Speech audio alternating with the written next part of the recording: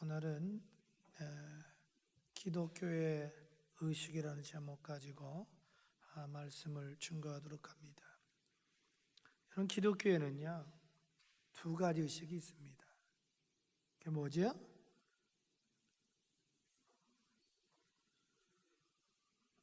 다 잃어버렸어요? 침례하고 성찬식이 있죠.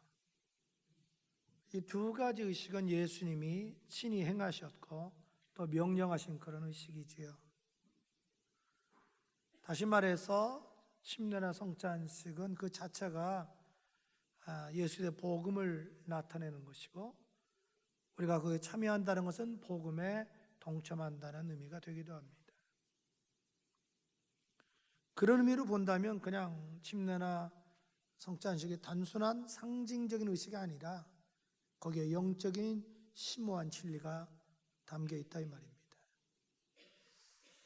그렇다면 구체적으로 침례와 성찬식이 무엇을 말할까요?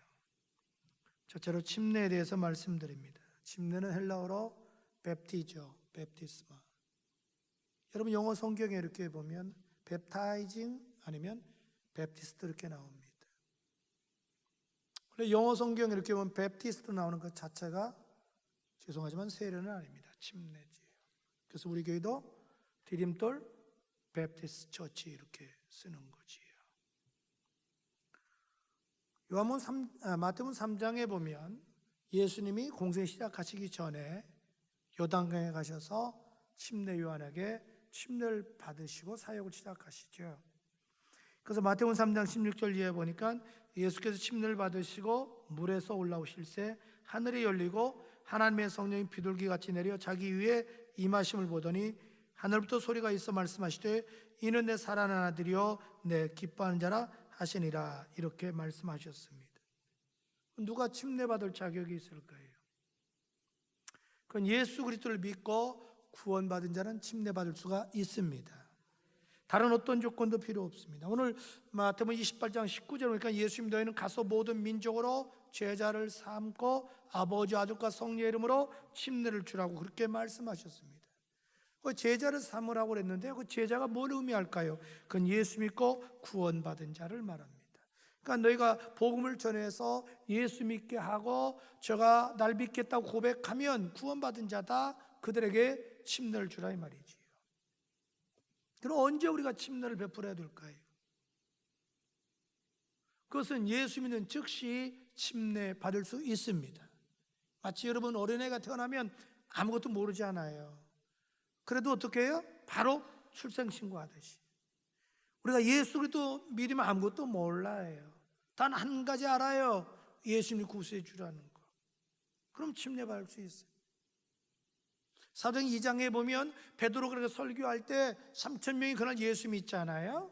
즉시 침례 받았죠. 사도행전 8장 보면 에티오피아 내시가 절기를 지키러 예루살렘 왔다가 내려가다가 광야에서 빌립을 만나지 않아요. 그래서 빌립이 복음을 증거해요. 그래서 예수님을 믿어요. 그리고 즉시 거기서 그냥 침례를 받는 거예요. 사도행 16장에 보면은요 바울이 가서 구라파 가서 복음을 증거하지 않아요. 그래서 빌립보 성에 가서 루디아가 복음을 듣고 예수를 믿고 즉시 침례받지요. 그날 빌립보 간수가 바울을 통해서 복음을 듣고 예수를 믿고 그의 온 가정이 바로 침례를 받지요. 일부 우리나라 교단은 산때는 6개월 돼야 학습 세례 받고 1년 뒤면 약식 세례 받는 경우가 있었어요. 그러나 지금 많이 폐지됐죠. 왜? 그것이 죄송하지만 식민지 사관이기 때문에 그렇습니다. 선교사님 우리나라 들어와서 보니까 이상하게 한국 사람 너무 마음이 좋아요. 그냥 무조건 종교 종교라고 대답하는 거예요. 나중에 믿을 수 없어요. 도대체 한국 사람. 야, 이래서는 안 되겠다. 그래서 선교사들이 정한 거예요. 그게 참 부끄러운 우리 역사관입니다. 최근에는 그게 이제 많이 없어졌지요. 그래서 침례 의미가 뭘까요? 왜 우리가 침례를 받냐는 거죠. 침례 의미가 뭐냐는 거죠. 침례는 내가 구원받았다는 표시입니다. 그래서 베드로전서 3장 21절 우리 한번 다 같이 화상 읽을래요? 시작. 물은 예수 그리스도로 부활하심으로 말미암아 이제 너희를 구원하는 표현이 곧 침례라. 아멘. 여러분, 침례 받아야 구원받는 거 아니에요. 그렇게 말하면 이단이에요. 우리는 예수 믿으면 구원받는 거예요. 이 구원받은 표시예요. 마치 결혼식과 같아요. 뭐 결혼식 안 한다고 부부 아니나요? 얼마든지 부부 생활할 수 있죠. 근데 결혼식을 통해서 모든 사람이 알리는 거잖아요. 내가 침례를 통해서 하나님과 세상과 마귀 앞에 나 이제 하나님의 자녀로 태어났습니다 고백하는 거예요. 그리고 침례란 영적으로 예수 그리스도와 연합하는 걸 의미해요. 로마서 6장 3절 이하에 보니까 무릇 그리스도 예수 합하여 침례를 받은 우리는 예수의 죽으심과 합하여 침례받는 줄을 알지 못하느냐. 그러므로 우리가 예수의 죽으심과 합하여 침례를 받음으로 예수와 함께 장사되었으나니 이는 아버지의 영광으로 말미암아 그리스도를 죽은 자 가운데서 살리심과 같이 우리를 또한 새 생명 가운데 행하게 하려 함이라. 만일 우리가 예수의 죽으심과 같은 모양으로 연합한 자가 되었으면 또한 예수의 부활과 같은 모양으로 연합한 자가 되리라. 아멘. 이런 얘기예요. 영적으로 침례는 내가 예수와 함께 옛사람이 죽고 부활하신 예수와 함께 새 생명 얻는 걸 말해요. 다시 말해서 내가 물속에 들어가는 것은요, 예수님 우리 죄 때문에 십자가에 피 흘려 죽으시고 무덤에 장사 지냈잖아요. 그 예수와 함께 내 옛사람이 죽고 장사 지내는 거예요. 그리고 물에서 올라오는 것은 예수님이 무덤에서 부활하신 것처럼 영적으로 부활한 예수와 연합해서 새 생명 얻는 걸 말해요. 여러분, 예수님의 십자가의 죽으심과 부활을 극적으로 표현할 수 있는 것은 사실은 침례밖에 없어요. 그렇다고 해서 여러분 침례받아 구원받는 얘기는 절대 아닙니다. 또 침례란 어떤 의미가 있을까요? 그건 내가 교회 공동체의 일원이 됐다는 것을 의미합니다. 여러분, 교회라는 게 뭐지요? 예수님의 몸이지 않아요. 우리는 그 몸에 붙어있는 지체들이지 않아요. 내가 침례받았다는 건 뭐냐면 이제 예수님의 몸의 지체가 되었다는 걸 의미하지 않아요. 다시 말해서 교회의 공동체가 됐다는 거지요. 그러면 교회 공동체 일원답게 서로 섬기고 서로 사랑하고 서로 교제하고 서로 봉사하고 바로 이런 교회 일에 적극적으로 동참해야 된다는 걸 의미하지요. 그리고 침례는 하나님께 충성하는 것을 의미하기도 합니다. 갈라디아서 3장 27절 화상보 다 한번 읽을까요? 시작.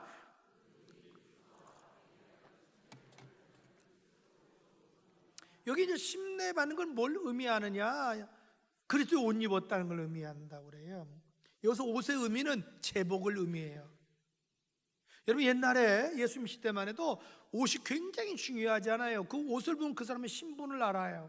지금은 우리가 옷 입는 걸 자유롭게 입지만 지금도 예를 들어서 우리가 군인이나 소방서 근무하시는 분이나 경찰들 제복을 입지 않아요. 제복을 입으면 그 사람의 신분을 알 수 있잖아요. 거의 제복을 입었다는 게 또 뭘 의미해요? 나는 나라에 충성하겠다는 의미지 않아요. 마찬가지로 침례받는 사람은 예수 옷 입었다는 건 뭐냐면 이젠 그리스도인에서 남은 생애 동안 주님을 위해서 충성하겠습니다. 이게 서약하는 거예요. 여러분, 그렇게 보면 침례는 굉장히 중요한 거예요. 여러분, 침례는 받아도 되고 안 받아도 되는 거 아니에요. 반드시 받아야 돼요. 왜냐? 예수님의 명령이기 때문에 그래요. 그 역사적으로는 재밌어요. 초대교회는 다 침례 줬잖아요. 근데 문제가 생기잖아요. 가령 내가 병들었다든지 늙었다든지 사막이 있다든지 예수님은 침례 받을 수가 없으니까 역사적으로 보면 어떻게 했느냐? 그냥 입에다 대고 입김도 불었어요. 하고 침례 달라고 하니까. 그리고 이제 침례 달라는 게 물이 없으니까 어떻게 하냐면 이제 산수레라 해가지고 그 밖에서다 물 떠가지고 붓는 거예요. 그리고 주기도 했어요. 그리고 그걸 관수레라 그러는데 또 이제 침례 달라는데 물이 너무 귀하고 없는 거예요. 그러니까 살수레라고 이게 뭐냐면 그 우리 옛날 광목 데릴 때 이렇게 숯불로 넣고 이렇게 데릴 때 엄마들이 입에다가 물 넣고 푹 하고 뿌리잖아요. 지금이야 뭐 좋아서 이렇게 뿌리고 또 뭐 세탁소 가지만 그렇듯이 그냥 뿌리는 거예요, 입으로. 그리고 침례 주는 거예요. 그래서 지금도 여러분 우리가 성지순례 가서 소아시아 바울이 소아시아 교회 전도서 교회 세웠지만 발견된데 지금도 가보면 침례탕이 그대로 있어요. 현재 로마 교회도 가보면 침례탕이 있어요. 이게 변질되는 거예요, 점점 상황에 따라서. 그래서 이제 생긴 것이 영세지요. 마틴은 그 종교 개혁하면서 그 말을 약식 세례로 바꿨지요. 그러다가 이제 이것이 정식으로 이제 기독교에 대해서 지금은 약식 세례라 그렇게 말을 하지. 그런데 여러분이 한번 생각해 볼 필요 있잖아요. 뭐 물이 없나요? 근데 예수님이 침례받고 침례받으는데 굳이 약혼식만 할 필요는 없잖아요. 결혼식 해야지요. 저도 중학교 2학년 때 세례 받았어요, 사실은. 그러고 나중에 복음을 깨닫고, 야, 이거 침례 의식이 이렇게 중요하구나. 그리고 침례를 받은 거지. 물론 여러분, 침례나 세례 그것 때문에 구원받고 천당 가는 건 아니에요. 예수님 믿기만 하면 구원받고 천당 가요. 그러나 예수님 받으셨고 명령이니까 순종해야지요. 둘째로 성찬식에 대해서 말씀드립니다. 여러분, 성경에요, 성찬식의 용어는 사실 없어요. 사도행전 2장 42절 46절에 보면 초대교회가 모였을 때 떡을 뗐잖아요. 그 떡을 뗐다는 것이 음식이 아니에요. 거룩한 예식이에요. 거룩한 예식을 행했다는 것을 우리는 성찬식이라 그래요. 그런데 이 성찬식을 맨 먼저 행하신 분이 예수님이시잖아요. 그리고 예수님이 명령하셨죠. 예수님이 잡히시기 전날 밤에 제자들과 함께 성찬식을 하잖아요. 그래서 마태복음 26장 26절에 보면 제자들에게 떡을 주시면서 뭐라 그래요? 너 받아 먹어라, 내 몸이라, 이렇게 말씀하셔요. 그리고 포도주를 주시면서 이렇게 말씀하셔요. 너희가 다 이것을 마시라. 이것은 죄 사함을 얻게 하려고 많은 사람을 위하여 흘리는 바 나의 피 곧 언약의 피다. 이렇게 말씀하시면서 이걸 기념하라, 이렇게 말씀하셨어요. 누가 이 성찬식에 참여할 수 있을까요? 여러분, 누구든지 예수 그들 믿고 구원받은 자는 참여할 수 있습니다. 정말 최소한도 여러분 신앙이 분명해야 돼요. 누가 여러분에게 예수 그리스도가 누굽니까? 라고 질문하면 뭐라고 대답할래요? 최소한도 이게 분명하지 못하면 그건 구원에 심각한 문제가 있어요. 최소한도 예수가 누구냐 모르면 우리는 분명해야 돼요. 나의 구주, 나의 하나님이십니다. 그 이상 다른 말이 필요 없는 거예요. 정말 여러분 묻고 싶어요. 여러분에게 예수님이 누구신가요? 저는 예수님이 여러분에게 나의 구주, 나의 하나님이 되시기를 축복합니다. 예수 그리스도를 나의 구세주, 나의 하나님 믿기만 하면 즉시 구원 받습니다. 그리고 침례를 받은 자가 성찬식에 참여할 수 있어요. 여러분, 사도행전 2장에 보면 예수를 믿은 다음에 즉시 침례받고 그 다음에 교회 공동체가 돼서 성찬식에 참여했죠. 초대교회인들. 뭐 세례란 말 써도 그렇게 부담되지는 않을 거예요. 그리고 성찬식에 참여하려면 자신의 죄를 회개해야 돼요. 고린도서 11장 27절부터 이렇게 말합니다. 그러므로 누구든지 주의 떡이나 잔을 합당하지 않게 먹고 마시는 자는 주의 몸과 피에 대하여 죄를 짓는 것이니라. 사람이 자기를 살피고 그 후에야 이 떡을 먹고 이 잔을 마실지니 주의 몸을 분별하지 못하고 먹고 마시는 자는 자기의 죄를 먹고 마신다. 야, 여기 보면 죄라는 단어가 계속 나오죠. 최소한도 성찬식에 참여할 때 내가 여기에 합당하게 참여할 수 있는 자격이 있나? 정말 내 자신을 먼저 분별하는 거예요. 살피라는 거예요. 이 말의 의미는 뭐냐면 먼저 철저히 회개하라는 거예요. 쉽게 말하면 우리가 이 거룩한 예식에 참여하는데 회개하지 않고 죄악된 모습으로 참여한다는 것은 예수님을 욕되게 하는 거라는 거예요. 그건 죄라는 거예요. 여기는 안 나왔지만 성경의 고린도전서 이제 29장 이하에 본 초대교회 함부로 성찬에 참여하다가 병든 사람이 나와요. 심지어 죽은 사람까지 나왔어요. 이건 굉장히 중요한 예식이라는 거죠. 그리고 감사할 줄을 알아야 성찬식에 참여할 수가 있어요. 최소한도 성찬식에 참여하는 자는 감사할 줄 알아야 된다, 이 말이지요. 고린도서 11장 24절 25절에 보면요, 예수님이 성찬식 얘기하면서 나를 기념하라 그랬거든요. 어떤 기념하는 게 예수를 기념하라는 얘기죠. 어떤 예수를 기념해야 돼요? 우리가 나를 사랑하셔서 내 대신 십자가에서 살이 찢기시고 피를 흘려 죽으신 그 예수님을 기억하라는 거지요. 사실 여러분, 우리가 구원받을 자격이 없지요. 다 우리 멸망당할 존재들인데 정말 하나님 나를 사랑하시고 나를 구원해 주시기 위해 예수님 보내주시고 예수님이요 말씀으로 귀신 내쫓았잖아요. 말씀으로 죽은 자 살리셨잖아요. 예수님 말씀으로 병자를 다 고치셨잖아요. 예수님 말씀으로 바다 위를 걸으셨잖아요. 예수님 말씀으로 오병의 기적을 일으키셨잖아요. 그런데 우리 죄는 그렇게 해결이 안 되기 때문에 하나님 아들 예수님이 친히 채찍에 맞으시고 가시멸관 쓰시고 양손과 발에 대못이 박히시고 옆구리에 찔려서 피와 진액까지 다 쏟아 죽으신 거예요. 왜? 피 흘림이 없은 즉 죄 사함이 없기 때문에. 사람의 생명은 피에 있기 때문에. 그래서 우리가 예수님의 그 십자가의 사랑으로 구원받아 여기 앉아 있잖아요. 그런데 어떻게 감사하지 않을 수 있겠어요? 로마서 5장 8절 보면 우리가 아직 죄인 되었을 때 그리스도께서 우리를 위하여 죽으심으로 하나님께서 우리에 대한 자기 사랑을 확증하셨다고 그랬어요. 그래서 우리는 성찬식에 참여할 때요, 다시 한번 예수님의 십자가의 사랑을 경험해야 돼요. 첫사랑을 회복해야 돼요. 잃어버린 감사를 회복해야 돼요. 여러분, 살다 보면 점점 사람이 악해지잖아요. 강팍해져요. 세상이 그렇잖아요. 우리 모습을 스스로 알 수 있잖아요. 점점 세월이 악해지니까 우리도 악해지잖아요. 하다 보면은. 그러면 안 된다는 거예요. 우리 마음이 순수해야 된다는 거예요. 어린아이 같아야 된다는 거예요. 옥토밭 돼야 된다는 거예요. 그런데 늘 회개할 때 성령의 쟁기로 내 마음을 갈아엎는 거예요. 감사할 때 내 마음에 은혜 담비가 오는 거예요. 그래서 옥토밭 되는 거예요. 우리 성찬을 통해서 다시 한번 예수를 만나고 감격이 일어나야 된다 이 말이에요.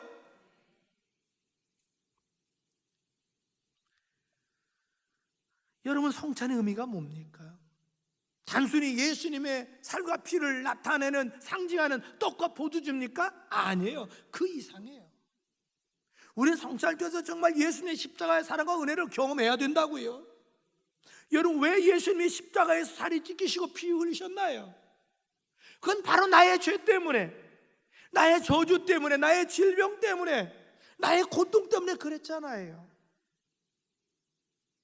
이사 53장 5절 한번 화상 뭐 읽을래요? 시작.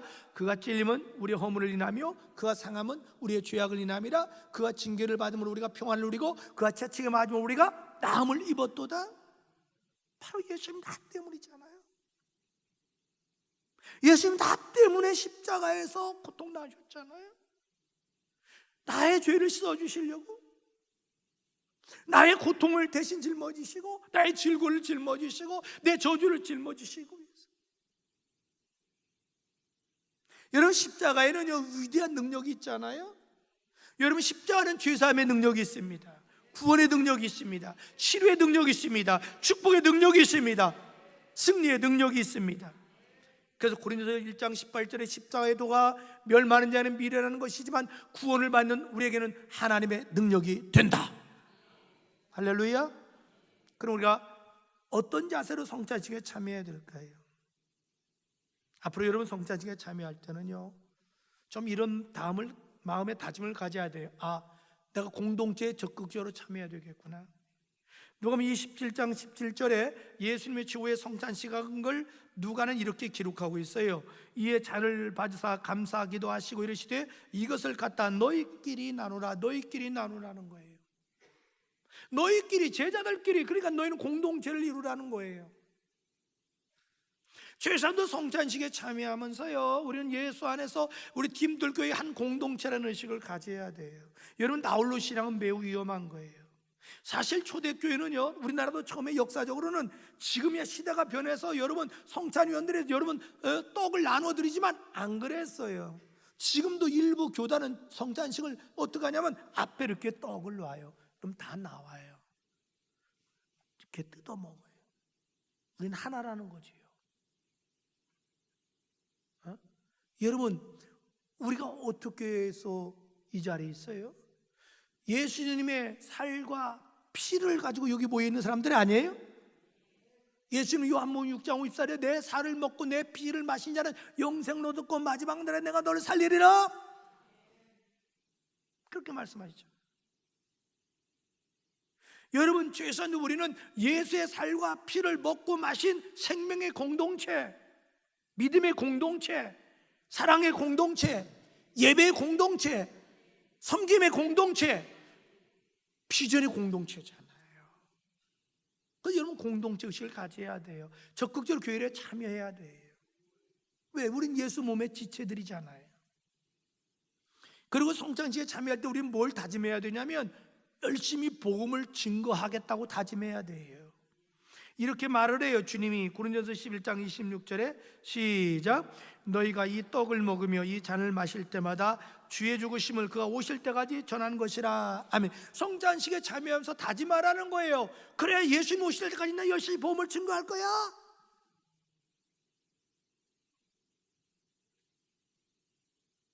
여러분, 왜 우리가 성찬식에 참여해서 복음 증거를 다짐해야 돼요? 복음만이 죄사함을 줄 수 있고, 복음만이 영원한 생명 줄 수 있고, 복음만이 마귀를 이길 수 있고, 복음만이 우리에게 축복을 줄 수 있고, 복음만이 천국에 가게 할 수 있어요.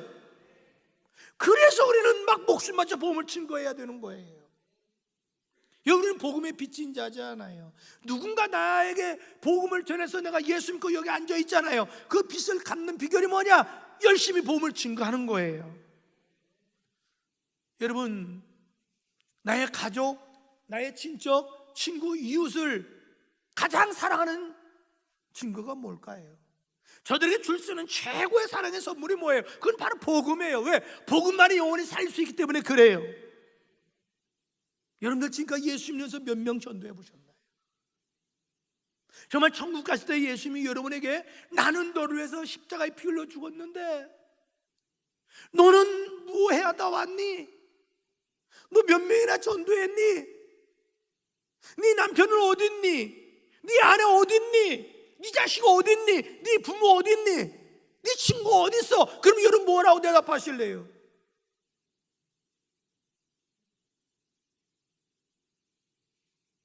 우리 사랑하는 팀들 가지고 여러분, 우리 예수님은 친히 우리에게 당신이 행하시고 당신이 친히 집행했던 의식을 우리에게 명령하셨는데 침례와 성찬입니다. 여기 있는 우리 모든 지체들 다 예수 믿으시고 구원 받으시고 침례 받으십시오. 그리고 앞으로 성찬 참여할 때 그냥 참여하지 말고 주님이 성찬할 때마다 예수님의 십자가 사랑을 좀 체험하게 도와주세요. 제가 많이 타락해져 있어요. 내 마음 많이 강팍해졌어요. 나도 모르게 첫사랑 잃어버렸어요. 주님 첫사랑 좀 회복하게 도와주세요. 정말 예수님만 생각해도 가슴이 좀 설레임을 주세요. 예수님만 생각해도 나도 모르게 희망이 생기고 용기가 생기는 그 은혜를 주세요. 그리고 예수의 복음을 증거할 수 있는 능력을 주세요. 이렇게 정말 다짐하는 여러분 되기를 예수의 이름으로 축복합니다.